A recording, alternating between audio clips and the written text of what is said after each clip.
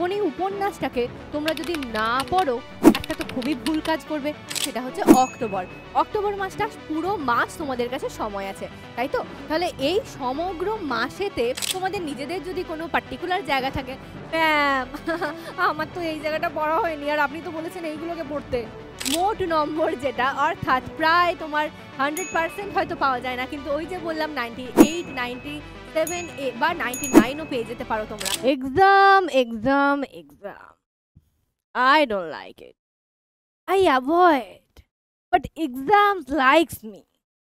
কি করা যাবে, সামনেই চলে এসছে পুজো আর তারপরেই টেস্ট এক্সাম। বাংলায় কি 100-100 পাওয়া যায়? তোমরা তো বলবে না ম্যাম, পাওয়া যায় না, ফালতু আপনার ভিডিও দেখে লাভ নেই। কিন্তু বাংলায় 100-100 পাওয়া যাক বা না যাক, 95% আপ তো আমরা টার্গেট করতেই পারি, তাই না? এবছর মাধ্যমিকেই আমাদের এমন স্টুডেন্ট এসেছিল যারা 97-98 পর্যন্ত পেয়েছে। তো সেই টার্গেটটুকু আমরা রেখে চলো দেখি এবার যে এই যে 2 মাস আমাদের হাতে সময় আছে, ম্যাম 2 মাসটা কেমন করে সেটা তো দেখিয়ে দেবো। বাই দ্য ওয়ে, এই 2 মাসের মধ্যে আমরা টেস্টের প্রিপারেশন কিভাবে নেব সেটাকে স্টার্ট করা যাক। But I don't like my goggles. চলো আমার নিজের চশমায় ফিরে আসা যাক। তো হিয়ার আই অ্যাম।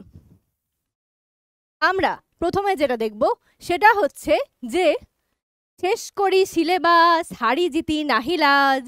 যেটুকু সিলেবাস আমাদের বাকি আছে অর্থাৎ ব্যাকলগ রয়ে গেছে, সেটার জন্য তো আমরা আছি। ব্যাকলগ কিলার নিয়ে চলে আসবো তাড়াতাড়ি। এবার ব্যাকলগ সব কিছু ক্লিয়ার করে নাও, দেন তোমরা যা কিছু একটু আধটু ব্যাকলগ ছিল সেগুলো ক্লিয়ার করার পর করবেটা কি, তারপরেই চলে আসছে পুজো। পুজোর মাঝে পড়বো কি, কোনি থাকতে চিন্তা কি। তোমাদের কাছে কোনি উপন্যাস আছে, কোনি উপন্যাসটাকে তোমরা যদি না পড়ো তাহলে একটা তো খুবই ভুল কাজ করবে, কারণ ওখান থেকে বড় প্রশ্ন আসে। এমন না যে খুঁটিয়ে খুঁটিয়ে শর্ট প্রশ্ন দেওয়া হয়েছে পেরে উঠতে পারোনি, বড় প্রশ্ন আসে, কাহিনী একটু মনে রাখলেই উত্তর অ্যাটেন্ড করা যাবে। কিন্তু ম্যাম কোনিটা আমাদের পড়তে ভালো লাগে না, তাই পুজোর সময় যেহেতু অন্য পড়াশোনা বন্ধ থাকবে, তাহলে কোনিটাকেই আমরা দুর্গাপুজোর ম্যাগাজিনে বেরোনো গল্পের মতো করে চলো কোনি উপন্যাসটাকে একবার রিভিশন দিয়ে নিই। তার সাথে সাথে যেগুলো আমরা নোটস প্রোভাইড করেছি, নিজেরা যেগুলো নোটস তৈরি করেছো সেগুলো একটুখানি পড়ে নাও। তো পুজোর মাঝে কোনি থাকতে চিন্তা নেই। এরপরে পুজোর মাঝেই তো আমরা আর পড়তে বসবো না ম্যাম, খুব একটা ভালো লাগে না। কিন্তু পুরোপুরি বসবো না এটা বললে চলবে না, কারণ তোমাদের পরীক্ষা। সকালে গ্রামার প্র্যাকটিস করি, সন্ধ্যায় বই পড়ি বা না পড়ি, সন্ধ্যাবেলা একটু সেজে গুজে পুজো দেখতে যাবই, একটু প্যান্ডেল হপিং হবেই। কিন্তু সকাল সকাল উঠে ফ্রেশ মাইন্ডে ঘুমানোর পর 1 ঘন্টা গ্রামার প্র্যাকটিসটা আমরা করে নিতেই পারি, তাই না? গ্রামার প্র্যাকটিসটা আমরা করতেই পারি, কোনো অসুবিধা নেই। তো তারপর যেটা হচ্ছে আমাদের, এটা আমরা কবে অবধি করব, সেটা হচ্ছে সেপ্টেম্বর মাসের 15টা দিন যে বাকি আছে, এই 15 দিনের মধ্যে আমরা এই টাইম টেবিলটাকে ফলো করব। দেন আমরা যেটা করব সেটা হচ্ছে অক্টোবর মাসটা পুরো মাস তোমাদের কাছে সময় আছে, তাই তো? তাহলে এই সমগ্র মাসেতে আমাদের পুজো শেষ হয়ে গেছে, 2রা অক্টোবর পুজো শেষ হয়ে যাচ্ছে, গান্ধী জয়ন্তী দিয়ে পুজো শেষ। দেন 3rd অক্টোবর থেকে তোমরা স্টার্ট করো আবার পড়াশোনা, নিতে হবে ডিসিশন, দিতে হবে রিভিশন। কেন বলেছি এই এমন কথা, নিতে হবে ডিসিশন, দিতে হবে রিভিশন। রিভিশন যেটুকু তোমার পড়া হয়নি, যেটুকু তোমার ভালো করে পড়া হয়নি। কেমন হতে পারে, যেগুলো দেখবে পড়েছো, বারবার পড়েছো, তার সত্ত্বেও ভুল হয়। সেটা হচ্ছে সেই রকম 1-2 জিনিস আমি বলবো, যেমন আফ্রিকা কবিতা।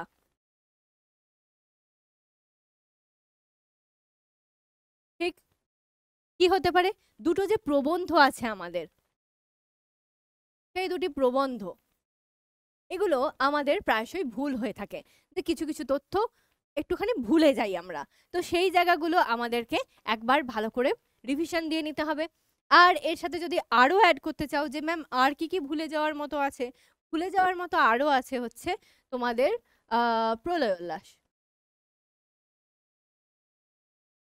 তো প্রলয় উল্লাসে অনেক সময় আমরা তথ্যগত দিকগুলো মনে রাখতে পারি না, তাহলে মোটামুটি এই জিনিসগুলো আমরা রিভিশন করতে পারি। আদারওয়াইজ তোমাদের নিজেদের যদি কোনো পার্টিকুলার জায়গা থাকে, ম্যাম আমার তো এই জায়গাটা পড়া হয়নি আর আপনি তো বলেছেন এইগুলোকে পড়তে, না, সেটা করতে হবে না। তোমার যে জায়গাটা পড়া হয়নি সেই জায়গাটাকে রিভিশন করো। ওই জন্যই বলেছি নিতে হবে ডিসিশন। আগে ঠান্ডা মাথায় ডিসিশন নাও যে আমাদের কোন জায়গাটা পড়া হয়েছে, কোন জায়গাটা হয়নি।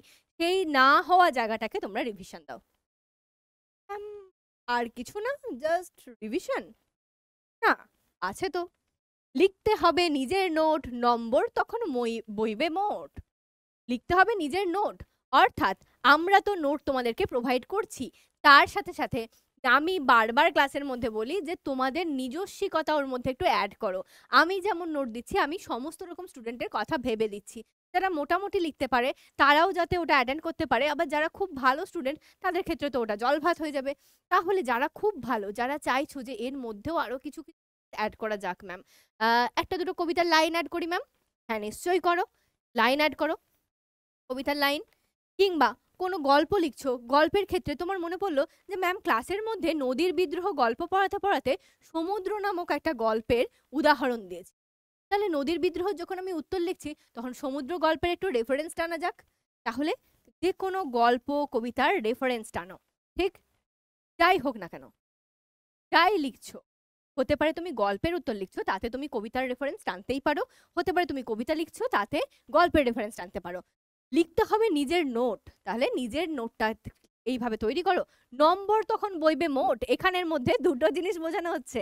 এখানে এই লাইনটা আমি ক্রিয়েট করেছি এই কারণে, নম্বর তখন বইবে মোট বলতে মোট নম্বর যেটা, অর্থাৎ প্রায় তোমার 100% হয়তো পাওয়া যায় না, কিন্তু ওই যে বললাম 98, 97 বা 99ও পেয়ে যেতে পারো তোমরা।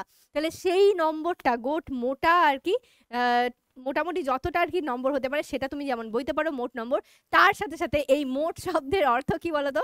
মোট বয়া, অর্থাৎ কুলিরা মোট বয়ে নিয়ে যায়, মানে কি? বোঝা, তাই তো? তোমার যে এতদিন ধরে পিঠের ওপর বইয়ের বোঝা কি করে যে দাঁড়াই সোজা, এই যে পড়াশোনার বোঝাটা তুমি পিঠে চাপিয়েছো, সেটা কিন্তু তোমার নম্বর তোমাকে সেই বোঝাটাকে ক্লিয়ার করতে সাহায্য করবে, অর্থাৎ ভুরি ভুরি নম্বর তোমরা অর্জন করতে পারবে। তো এই হচ্ছে আমাদের অক্টোবরের প্ল্যান। গোটা অক্টোবর জুড়ে আমরা বাংলাটাকে এইভাবে দেখতে পারি, ঠিক আছে? দেন আসবো নভেম্বর।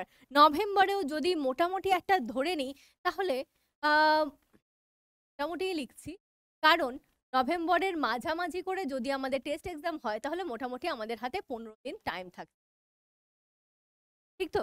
মোটামুটি 15 দিন সময় থাকছে। সেই 15 দিনের মধ্যে তাহলে ফাইনালি আমরা কি করব? লাস্ট 15 ডেজ কি করব? কি করব? রিভিশন দেব আবারও। রিভিশন কখনো, রিভিশন রুকনা নেই চাইয়ে, এই হচ্ছে ব্যাপার। রিভিশন যেন থেমে না থাকে, রিভিশন তোমরা দিতে থাকো। তার সাথে কি করব? পিওয়াইকিউ প্র্যাকটিস করব। পিওয়াইকিউ প্র্যাকটিস, এটা হচ্ছে ভীষণ ভীষণ ইম্পর্টেন্ট একটা জিনিস।